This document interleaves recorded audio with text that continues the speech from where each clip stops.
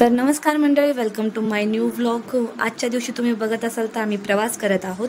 तर आम्ही चाललो आहोत आमच्या कुलदेवताच्या दर्शनाला। आम्ही सर्वजण घरातून लवकर निघालो होतो, जेणेकरून दिवसभरामध्ये जितकेही देवांचे दर्शन करायचे आहेत ते लवकरात लवकर होतील आणि संध्याकाळी आपण वेळेत घरी पोहोचू। तर मंडळी फायनली आपण पोहोचलो आहोत दिगतला। तर इथे पोहोचल्यानंतर सर्वात पहिले तर आम्ही सर्वजण जातो नदीवर याच्यासाठी की आपण हातपाय स्वच्छ धुतले तरच आपण मंदिरात प्रवेश करू शकतो आणि सर्वजण तेच करतात। तर अजिंक्य पाणी बघितलं तर त्याला त्याची मस्ती चालू झालेली आहे। त्याच्यामध्ये बाई पण काय त्याला सोडत नाही, बाई पण त्याच्या आगावर पाणी उडवते। बाई उडव दादांवर, उडव दादांवर।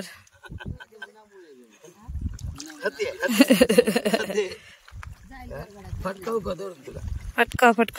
उडव दादांवर।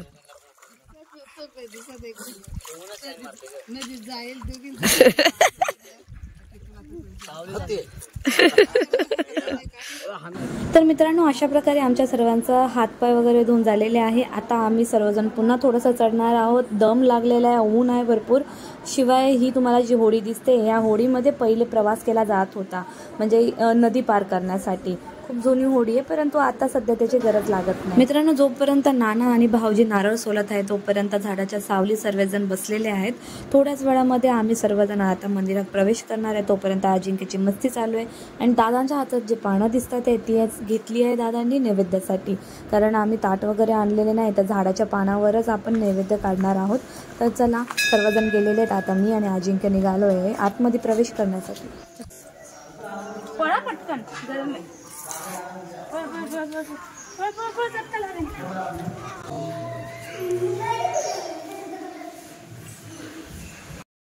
मित्रांनो, तुम्हाला मगाशी सांगितल्याप्रमाणे झाडाच्या पानावर आम्ही नैवेद्य बनवायला घेतले आणि 7 नैवेद्य बनवायला सांगितले दादांनी। दरवर्षी आम्ही पुरणपोळीचा नैवेद्य आणतो, पण यावेळेला आम्हाला ते शक्य झाले नाही, म्हणून आम्ही साखर भाताचा नैवेद्य देवाला चढवतो। आणि देवाला मनापासून जर कोणता नैवेद्य चढवला तर देवाला प्रत्येक गोष्ट स्वीकार असते।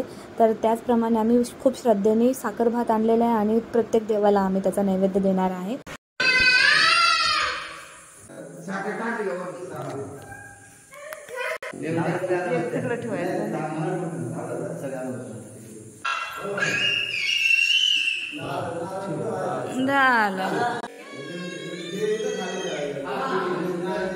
मित्रांनो, भैरवाच्या मंदिराकडून आता आम्ही निघालो आणि त्याच मंदिराच्या बाजूला छोटूस एक देऊळ आहे, ते आहे वर्सोबाईचं। तर आम्ही सर्वजण आता तिथे नैवेद्य दाखवायला आलेलो आहोत।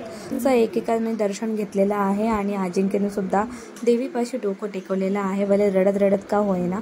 तर आता आम्ही तिथून निघालो आहे आणि त्या देवळाच्या बाहेर निघालं की वडाच्या झाडाखाली पण छोटे छोटे देव आहेत, त्या देवांनाही नमस्कार करून आम्ही पुढे निघालो आहोत आपल्या पुढच्या देवाच्या प्रवासाला।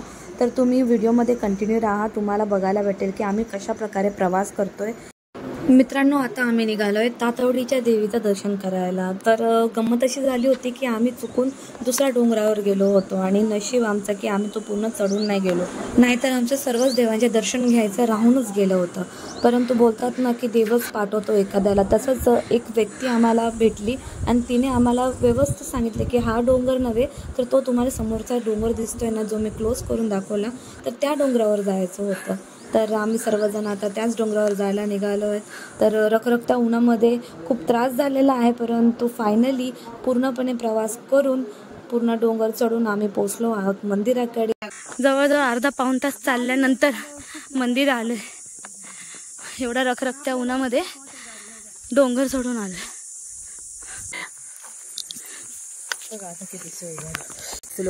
किती घाम आला, आम्ही सासू सुना एवढे मजबूत माणसे सर्वात शेवटी, बाकी सगळे मंडळ बेकार परिस्थिती नाही। आता टेम्पोच घेऊन येणार, पिकअप ती चढते ना, इथं पिकअप चढते बाबा, सीएनजी गाडी नाही चढत।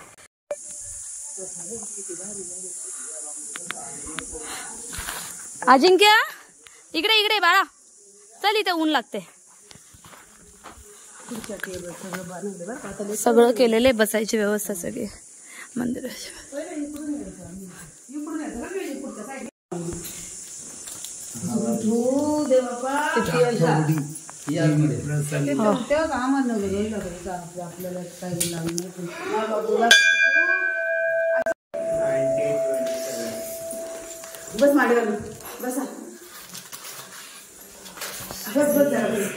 गौरी होती गौरी तुम्ही होता इकडून आलो पायी पुढं हे बघ बाळा अरे आहे ना नदी पशी वाघापशी वाघ आहे वाघ काय नाही ना राहिला आता.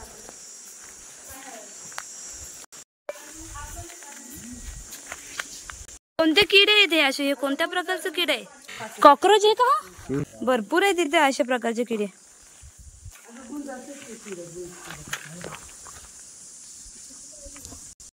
तर मित्रांनो आम्ही तातवडी मंदिरातून निघालोय आता. पुढे सुद्धा आम्हाला अजून 2 देव करायचे आहेत, सालोबा आणि रानूबाई. त्यासाठी आम्ही पटकन उरकवून घेतलेले. ऊन आहे बघा, चढताना खूप त्रास झाला पण उतरताना नाही होणार शक्यता.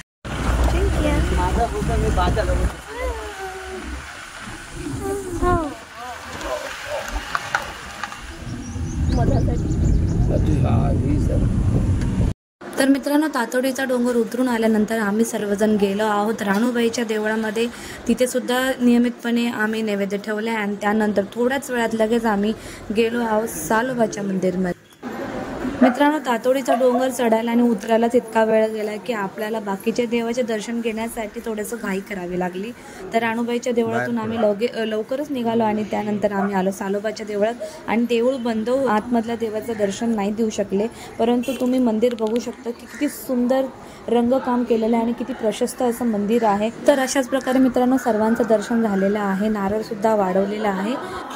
थोडा वेळ आराम करून झाल्यानंतर सर्वजण आम्ही निघालो आहोत घरी जायच्या प्रवासाला. आणि मित्रांनो बाहेर निघता क्षणी इतका जोराचा पाऊस पडला की त्या 5 मिनिटाच्या पावसाने आम्हाला सगळ्यांनाच त्यांनी भिजवून टाकलेला आहे. आणि अजिंक्य माझा त्या पावसाची खूप मजा घेतोय.